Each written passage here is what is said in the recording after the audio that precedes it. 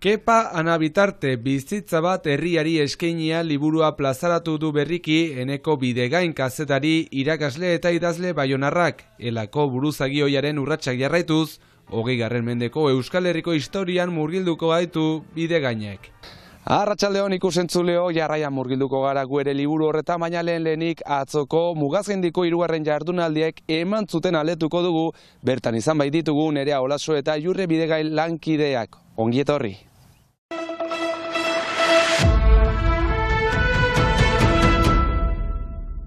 Euskal Elkargoak Baionan antolatu duen mugazgaindiko topaketen 3. edizioa iraganda atzo. Euskal Herriko erakunde nagusietako ordezkariek hartu dute parte deszentralizazio gehiago Europa gehiagorentzat lelopean iraganden mainguruan. Sanjone Etxegarai Euskal Herrigune Elkargoko presidentearekin batera izan da Imanol Pradales Euskal Autonomia Erkidegoko lehendakaria eta Ana Oio Nafarroako gobernuko lehendakari ordea. Baita Ider Mendoza Gipuzkoako aldun nagusia Jean-Jacques Lazer, Pirineo Atlantikoetako departamentuko presidentea eta Mathieu Berger Akitania Berriko Euskaldeko kontseilariak besteak beste. Pradalesek estaturik gabeko nazioen eta mugako euskaldeen zeregina aldarrikatu du ziurgabetasun egoeran. Gu kokatuta gaude geografikoki posizio oso on batean. Ardatz Atlantikoaren rotulan.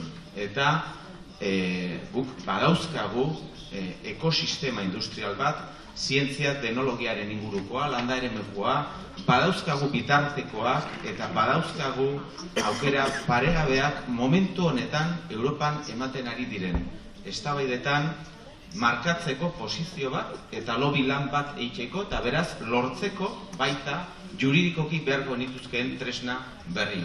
Eta topaketa hauen protagonista Miren Arzaius izan da ohorezko gonbidatua izan dena. Lehen agerraldi publikoa izan da Bilboko Guggenheim Museoko zuzendari berri gisa izendatu dutenetik. Hain zuzen Guggenheim Museoaren gaitasuna hitz egin du bere hitzartzean. Euskal Herriak jakin duela, ausartu dela eta asmatu duela kulturaren bitartez berriro ere berbizitzen, transformatzen, eraldatzen. Guggenheima, bada horren simboloa. Arratsaldean ordea mendia izan dute ardatz. Euskal Herriko hautetxiek mendietako arlo ezberdinetako adituekin batera mendiguneak biziarazteko mugazgaindiko lankidetzarako tresnei buruz hitz egin dute. Aipaturiko gaien artean Larrun mendiaren suteaz geroztik herrien arteko lankidetzaren indartzeaz aritu dira eta ildo horretatik aintzinatzeko beharra azpimarratu dute. Topaketari amaiera eman dio ezoiko eztabaida batek.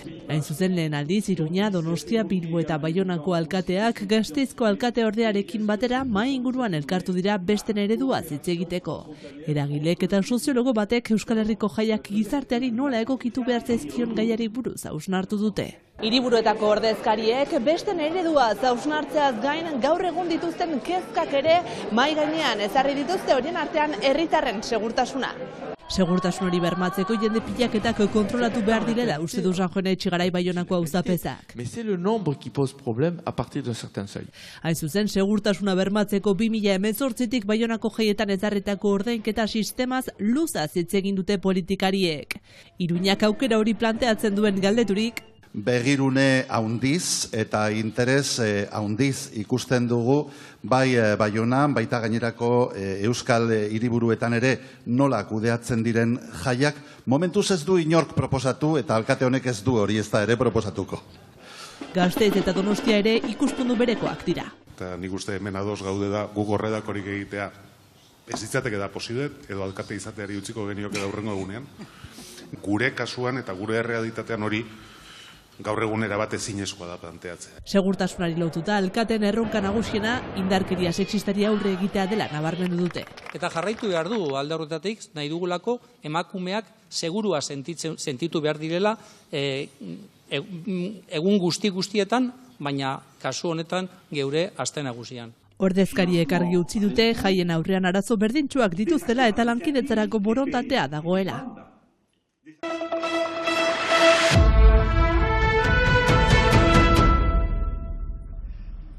Kepa Anabitartek ibilbide luzea izan du, bere bizitzan, ibilbide politiko, sindikala, engaiatu Euskal Herriaren alde erabat, pixkat ezagutzen nuen, baina ez ere sakonki, eta behin hitzaldi baten ondoren edo jardunaldi baten ondoren tokatu haren ondoan, eta kalakan hasi zitzaidan, eta Hasi zidan bere haurtzaroko eta gaztaroko zenbait kontua aipatzen, eta hor ikusi nuen, hemen bada liburu bateko gaia. Agure zahar batek dio bere etxe ondoan.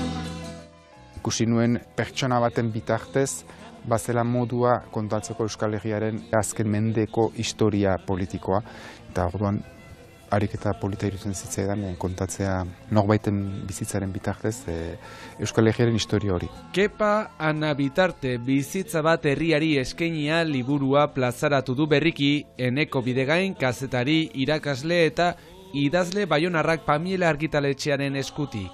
Kepa Ana Bitarte elako militantea zen, 50ko hamarkadan, 60ko hamarkadan, eta ela klandestinoko arduradun gisa Hego Euskal Herrian. Elaren zuzendaritza Ipar Euskal Herrian zegoen bitartean. Aldi berean, Kepak badu ideologia politiko bat, aski itzalean edo egon dena azken urtetan, ez dena hain ezaguna, eta aldi berean ezinbesteko irutzen zait ezagutzea hainbat gauza ulertzeko. Hainbat gaur egun hainbat eztabaida edo egoera politiko ulertzeko importantea den ideologia politiko bada. Laburbilduz, askapen nazionalaren ideia ezin dela jarri askatasunaren giltza zapaltzailearen esku, Parisen edo Madrilen esku, eta hauek beti leporatu diote Eusko Alderdi Jeltzaleari Madrilen negoziatu nahi izatea kompetentziak, eman dezagun. Baina gauza bera leporatzen zioten etari, etaren taktika zen, presioa egitea, gero Madrilekin negoziatzeko. Baina hor ere berriz ere jartzen zela Madrilen esku giltza. 50. hamarkadak gerra ezagutu ez zuen belaunaldi baten loratzea ekarri zuen, eta baita iraganeko buruzagiekin ikuspegi talka ere. Belaunaldi berri bat hasitzen militatzen, isilune handi baten ondotik, eta hor gertatu zen zatiketa bat Eusko Alderdi Jeltzalean ekin mugimenduarekin eta erortik eta sortu zen, eta gero elan izan zen beste zatiketa bat, Kepa Ana Bitarteren eta belaunaldiaren artean. Jose Antonio Agirre ere elementu importante bat izan zen zatiketa hortan, irmoki eutxina izan zion, 2017an izan zuten autonomia hori berreskuratzeari, eta hori ezen negoziagarri eta Espainiako Alderdi Sozialistak etengabe nahi zuen gibelerat joan. Balizko garai postfrankista batean nahi zuen presioa egin dena zerotik hasteko. Jose Antonio Agirrek erraten zuen, ez hiltzen Agirre 56 urtekin gazterik 60an Kepa Parisen zegoenean ikasten, eta justu hil ondoan gauzak aldatu ziren Eusko Alderdi Jeltzalean eta Alderdi Sozialistarentzat egesagoa izan zen Eusko Alderdi Jeltzalearekin zenbait gauza askatzea. Agirrek tinko mantentzen zuelako. Agirre elementu importante bat izan zen Kepa Ana Bitarteren bizian. Iraganean oinarritzen den bidaia bat, baina egungo politika eta bizitzan isla nabarmena duena. Nik liburua idatzi dudan momentu guztietan izan dut sentsazioa ari nintzela denbora guztian gaurko historioa idazten. Hoi hartzun urjun horiek gaurkoan dute isla. Alderdi sozialistarekiko menpekotasuna eta alderdi sozialistak euskararekiko eta Euskal Herriarekiko duen ikusmoldea ordukoak bezalakoak dira gaur egun ere. Eta hor ikusten da Euskal Herriaren zapalkuntza ez zela Frankorekin hasi, etzen Frankorekin bukatu, etzen Hego Euskal Herrian izan bakarrik, eta zapaltzailea etzen Madril izan bakarrik, baizik eta Paris ere bai. Eta beraz, ez da ia deus aldatu. Eta orduko egezetek, orduko analisi politikoek balio dutela oraingoa esplikatzeko. Kepa Ana Bitartek anitzetan erraten zuen, garai hartan ikusten zutela Euskal Herria hil zorian, ia hila, haiek azte ziren denboran. Eta lortu zutela urte gutiko epean sekulakoa piztea. Eta orduan posible izan baldin bazen, gaur egun edo etorkizun hurbilean batean ere, posible izan litekela. Eta gero Kepa Ana Bitartek erraten zuen beste gauza bat zen ere, nik ez dut sekulan egan askatasuna nik ikusiko nuela. Benan, ondoko belaunaldikoek ikusiko dutelako esperantzarekin bizi da oraindik.